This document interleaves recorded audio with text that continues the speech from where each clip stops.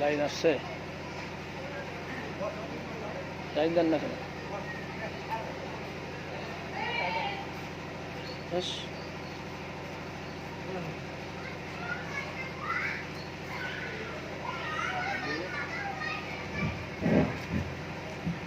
السلام عليكم ورحمة الله وبركاته. الحمد لله وحده والصلاة والسلام على من لا نبي بعده. أما بعد فأعوذ بالله من الشيطان الرجيم. بسم الله الرحمن الرحيم.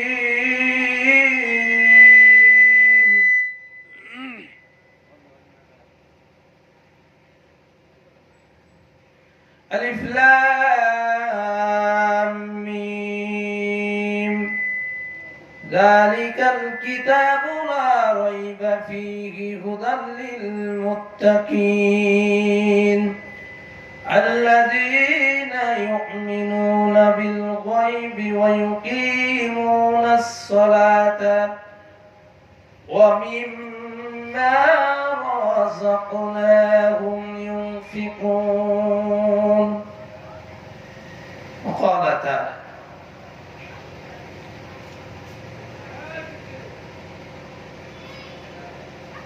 وإذا قرئ القرآن فاستمعوا له وأنصتوا لعلكم ترحمون. إلى آخر الآية. وقال رسول الله صلى الله عليه وسلم خيركم من تعلم القرآن وعلمه. رواه مسلم. وقال رسول الله صلى الله عليه وسلم تركت فيكم أمرين لن تضلوا ما تمسكتم بهما كتاب الله وسنة رسوله. إلى آخر الحديث. আমার একটি স্বপ্ন পূরণ করো ও গো দয়াময়, তোমার পথে চলতে গিয়ে মরণ যেন হয়। আমার একটি স্বপ্ন পূরণ করো ও গো দয়াময়, তোমার পথে চলতে গিয়ে মরণ যেন হয়। আমি অটল যেন থাকতে পারি আল কোরআনের সাথে, ধৈর্য নিয়ে ডাকতে পারি দিন কায়েমের পথে। আমি অটল যেন থাকতে পারি আল কোরআনের সাথে, ধৈর্য নিয়ে ডাকতে পারি দিন কায়েমের পথে। আমায় ধৈর্য দিও, সহজ দিও ও গো দয়াময়, তোমার গান গাইতে গিয়ে না পাই যেন ভয়। আমি তোমার পথে চলতে গিয়ে না পাই যেন ভয়। আমার একটি স্বপ্ন পূরণ করো ও গো দয়াময়, তোমার পথে চলতে গিয়ে মরণ যেন হয়। আমার হৃদয়ে যেন আমি হৃদয় খুলে হাসতে পারি যেন সবার সুখে। আমার নয়ন যেন কাঁদতে পারে মাজলুমানের দুঃখে। আমি হৃদয় খুলে হাসতে পারি যেন সবার সাথে। আমার নয়ন যেন কাঁদতে পারে মুখে আমায় এমন ধীর ঈমান দিও, আমায় এমন ধীর ঈমান দিও, ও গো দয়াময়, তোমার পথে চলতে গিয়ে না পাই যেন ভয়, আমি তোমার কথা বলতে গিয়ে না পাই যেন ভয়। আলহামদুলিল্লাহ। ঐতিহ্যবাহী ধামরাই জেলার, ঢাকা জেলার ধামরাই থানা, ধামরাই উপজেলার অধীনের অন্তর্গত মহিষাসী বড়পাড়া জামে মসজিদের উদ্যোগে বার্ষিক ওয়াজ মাহফিলের সুযোগ্য সম্মানিত আজকের সভাপতি, প্রধান অতিথি, বিশেষ অতিথিবৃন্দ,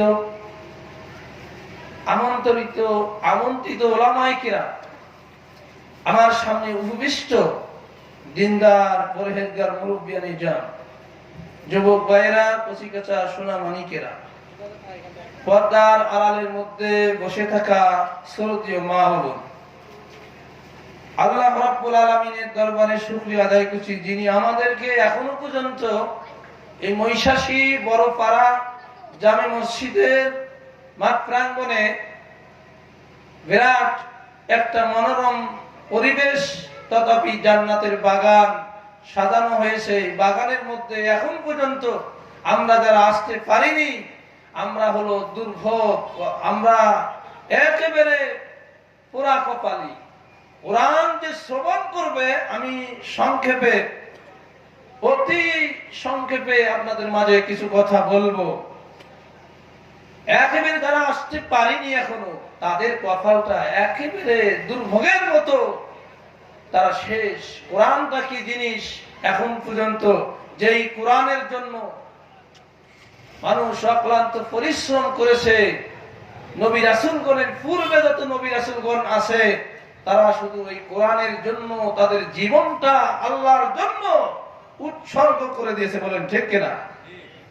আমরা যারা আসতে পারিনি, যারা এখনো আসার, আমি তাদেরকে শুধু উদাত্তভাবে আহ্বান করব, আপনারা সকলেই আপনাদের কাজ কাম কর্ম যা আছে সব ফেলে রেখে শুধুমাত্র আজকের দিনের জন্য আল্লাহ এবং রাসূলের ভালোবাসার ক্ষেত্রে আপনাদের সব কাজ ফেলে আল্লাহ এবং রাসূলের আনুগত্য স্বীকার করে এই জালিসুর রহমান তথাপি জান্নাতের বাগানের মধ্যে এসে বসে পড়ুন। আল্লাহ তাআলা আপনাদেরকে বসার এবং কিছু আলোচনা, কিছু কথা বলা এবং শোনার যিনি তৌফিক দিবেন, সেই রব্বুল আলামিনের দরবারে আমরা দিল থেকে শুকরিয়া আদায় করি, বলেন আলহামদুলিল্লাহ। অতঃপর দরুদ পেশ করছি আল্লাহ রাসূলের উপর, যিনি এই মক্কা এবং মদিনার জীবন, তার জীবনটা শুধু কোরআনের জন্য এত নিপীড়িত, নির্যাতিত, আইয়ামে জাহেলিয়াতের যুগকে অন্ধকার করে, অন্ধকারের একটা যুগ থেকে আল্লাহ রাব্বুল আলামিন এখন পর্যন্ত এই নবীর সত্য দিন আমরা পেয়েছি। আমরা তার ওসিলায়, তার সুপারিশ সারা কিয়ামতের দিন আল্লাহর জান্নাত পাবো না। বলেন ঠিক কিনা? সেই নবীর উপর একবার দরুদ পেশ করছি, আল্লাহুম্মা সাল্লি আলাইহি আল্লাহুম্মা বারিক আলাইহি। যিনি মুসলিম ভাতৃমণ্ডলী, আপনারা যারা আসতে পারেনি, আমি আপনাদের সম্মুখে কোরআনুল কারীম সূরাতুল বাকারা একেবারে পরিসর 2 নম্বর সূরা একেবারে প্রথম থেকে নিয়ে 2টি আয়াতে কারিমা তিলাওয়াত করছি। বুখারী মুসলিম থেকে 2টি হাদিস উপস্থাপন করছি। আল্লাহ রাব্বুল আলামিন আবার সূরা আরাফ থেকে বলেছি, এই কোরআন শ্রবণ করবে যারা শুধু যাদের ভিতরে আল্লাহর দ্বীনের ভয় আছে, আল্লাহর কোরআন কারীম যাদের ভিতরে, কোরআনুল কারীম, কোরআন যাদের ভিতরে আছে, এই কোরআন সবাই শুনতে পারবে না।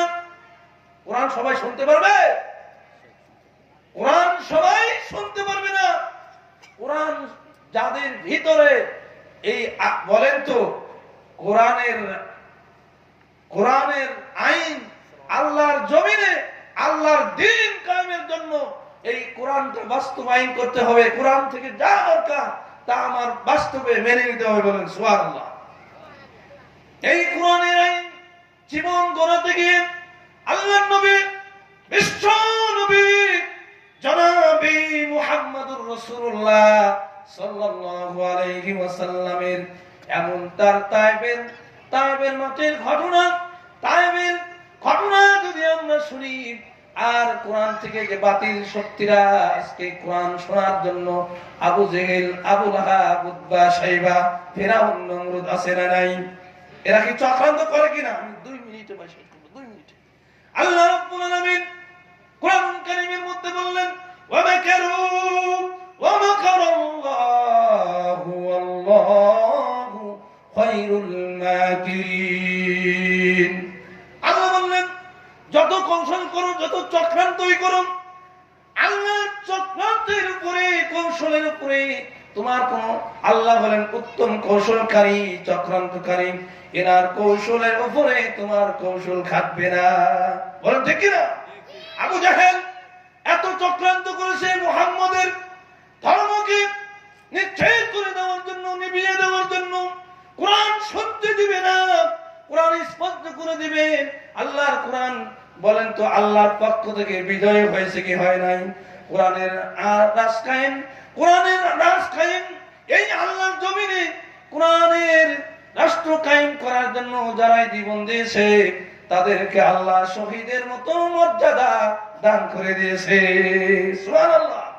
আল্লাহর কোরআন যে আমরা শুনবো, এই কোরআনে কারীমের সূরা আরাফের মধ্যে বলছে, ওয়া ইযা কুরিয়াল কুরআনু ফাসতামিউ লাহু ওয়া আনসিতু লাআল্লাকুম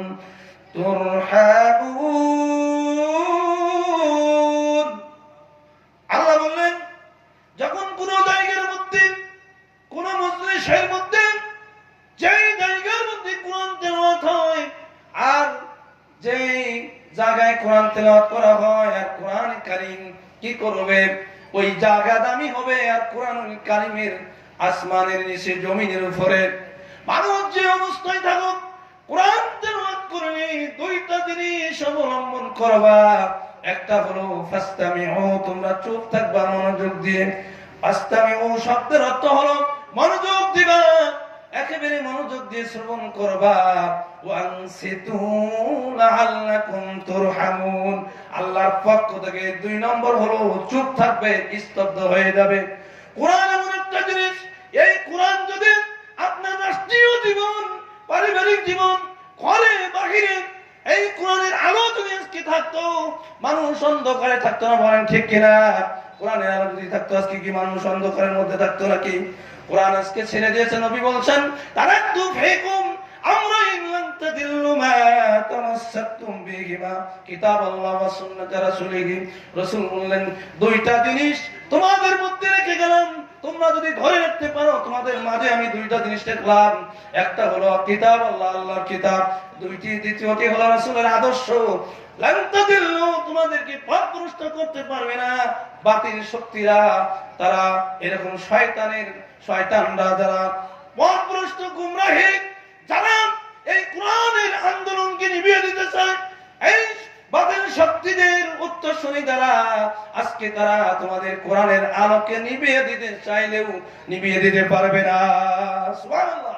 আল্লাহ তাআলা আমাদের সকলকে কোরআনের রাষ্ট্র, এই কোরআন আমার জীবনে প্রতিচ্ছবি হিসাবে আমার প্রত্যেকটা পারিবারিক থেকে নিয়ে রাষ্ট্রীয় জীবন, সংসদ পর্যন্ত আল্লাহর কোরআন আমাদের মধ্যে প্রতিভা এরকম কি করতে বাস্তবায়িত করতে হবে। আর আমাদের অন্ধকার থেকে আলোর পথ আল্লাহর কোরআন দেখিয়ে দিবে। বলেন ঠিক কিনা? আল্লাহ তাআলা আমাদের সকলকে সেই তৌফিক দান করুক। ওয়া আখিরি দাওয়ানা আলহামদুলিল্লাহি রাব্বিল আলামিন। আসসালামু আলাইকুম ওয়া রাহমাতুল্লাহ।